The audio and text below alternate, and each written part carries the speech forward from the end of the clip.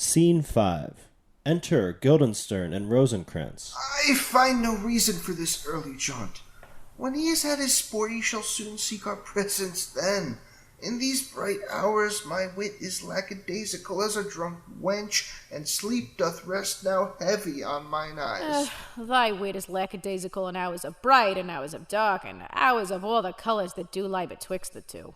I didst o'erhear our Edward soon intends to use what guile he has to lure our prince into a friendship of some sorts. And when the crown of Denmark's placed on Hamlet's head, I fain desire to share my privileges of king's friend with a man of Edward's style. When Hamlet comes, we must appear to have but tossed and turned through night's long hours, in hopes and great anticipation for the need to hear his tale of lust and manly victory. Is Edward the same gentleman who wears those yellow stockings and cross-garters of such great constriction that his thighs' fat meat doth bulge with such unseemly shapes? As an o'er-stuffed brown toad that we used to burst and pop in our youth of ours with pikes and pins and other such metals of nature sharp. Indeed, he be the man. Good Rosencrantz, we must now woo our Hamlet with utmost devotion and veracity, as we would woo a woman with whom honesty and genuine affection matter not. 'Tis heartening to know you understand the dire nature of our circumstance. Prithee, refrain from doubting judgment mine. Likewise, refrain from womanish complaints concerning hours through which we must conduct ourselves. If any task he should desire, we must obey without delay or second thought, no matter if its substance be unpleasant. The color yellow turns the stomach mine.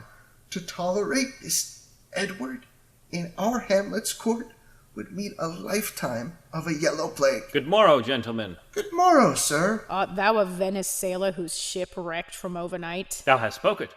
Please pardon my intrusion of thy talk. I make no claims to be so bold as to approach the royalty of Elsinore without an invitation for discourse, but since my time on Elsinore will be extended now beyond my captain's plan, I must find ways to use the time to gain advantage of these circumstances for my cultural benefit and worldly tastes.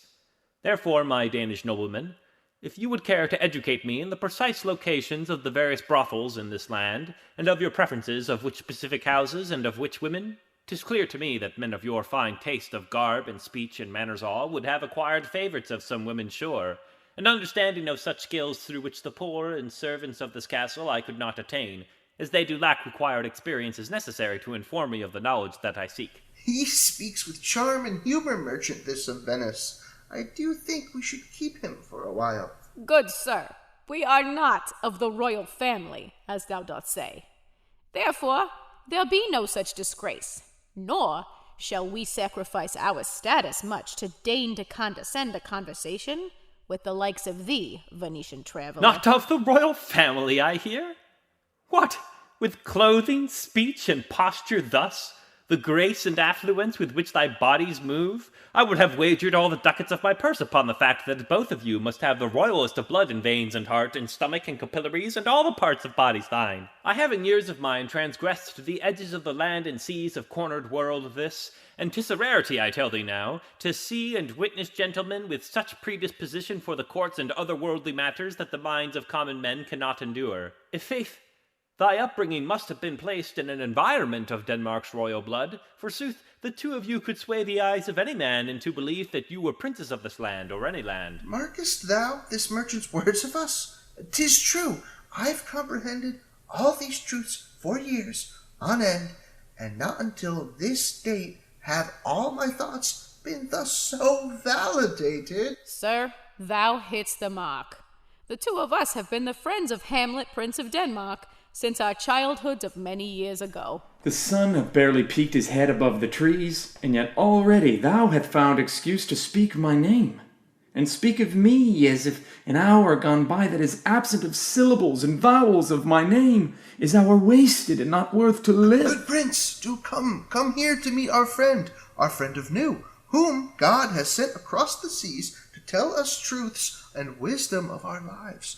Good man, this be Hamlet, Prince of Denmark, which we spoke of but seconds ago. And Hamlet, this thy name, good sir, thou hast yet to reveal thy name to us. Iago, prince. My lord, thy father does myself and comrades mine much honor and much grace for his permitting us to rest and scape the storm of yesterday, and all respect I owe to him transfers to you. 'Tis God that gives him castle, and this land and wealth to offer residence to thee, and tongue and mind and body that permits ability to do as he has done. 'Tis certain men of any character would act as such for thee, a man of stature poor or wretched upbringing. A man with character of thine would sure have willingly behaved accordingly. Thou compliments his wealth, and not his character. Forgive me, sir, but I do think thou dost not value actions of thy family with justice or unbiased eye. The king and queen do grace us much with needed aid. The king, perhaps, but queen, methinks, suspects thy comrades of great villainy. For at her doorway stand 2 guards on any night, but since the presence of Italians, I count not 2, nor 3, nor 4, but 5. Their standing there did heavily beshrew my mind last night, and interfered with my affairs, for which I blame the likes of thee. Sincere apologies, my prince. If I did think that presence ours would yet encumber night of yours, I would have deigned to brave the storm, as is the station of all sailors and such men as me. Thou doth mistake my jests for quips. Methinks my mother's mind is with suspicion plagued. That stands unrooted, or she finds some joy at making guards awake and suffer at her whims.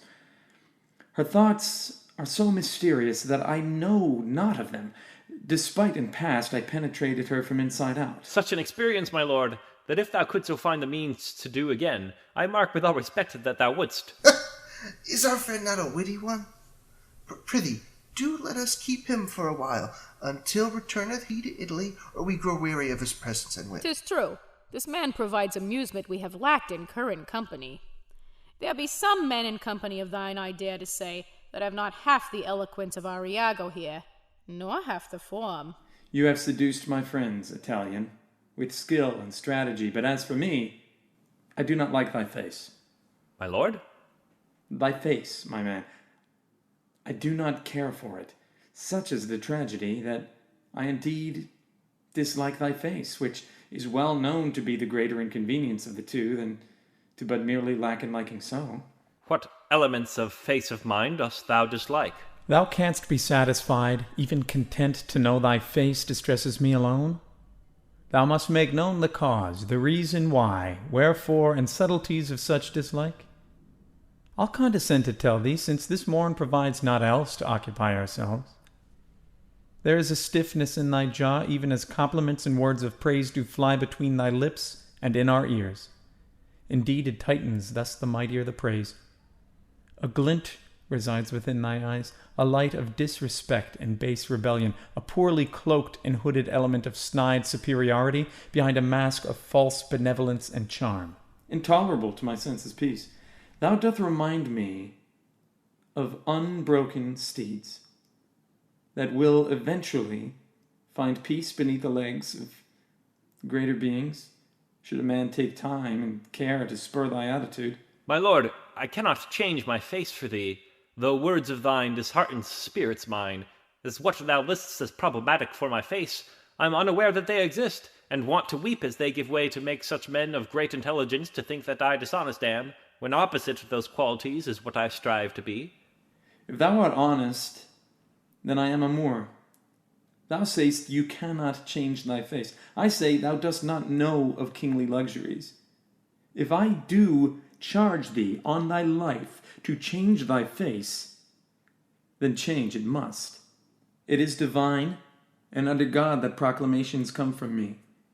And if they fail to happen, as instructed by myself, the consequence involves the heads of humans where they ought to not belong, on floors and pikes, and in the bellies of the birds and crows, and in between the ribs of dogs.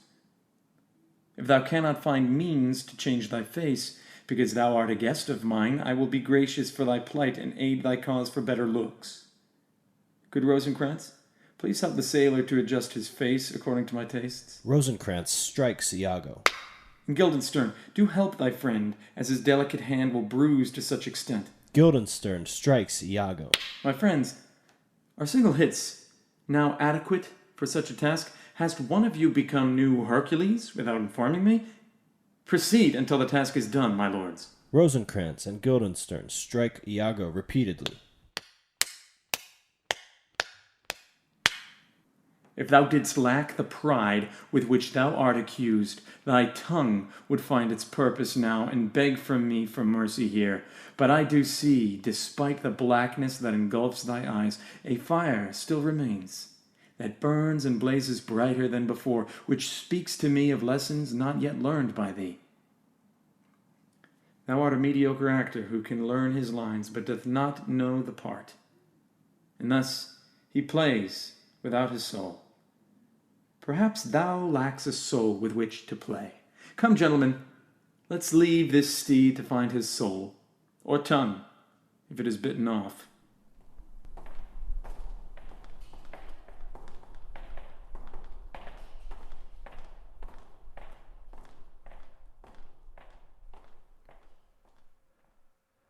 The world cannot contain my hatred of these boys. These spoiled, petty children of the rich and whores of wealth. These animals that eat the poor whilst spitting on their dreams. This body-mind cannot contain the rank of such injustice to my soul and heart. My station, my station, my station. If my station were but other than it is, I would find joy in roasting skin of theirs on spits and dim the flames to slow degrees that death and pain would be prolonged upon their lives, and cook them one by one so that the prince may be the last to dwell upon the pain for hours to come before his turn arrives. And if I could extend my arm into the heavens, grasp the throat of God, and drag him down into this hell, to find the justice for injustice he has made me suffer on this earth, I must find means to hide this rage, or I'll be caught again. Recent events of circumstance provides me with the service of 2 goals achieved in single action. For all royalty of Elsinore concerns my life and quest. For here, upon this heart and soul of me, I swear swift vengeance on this family.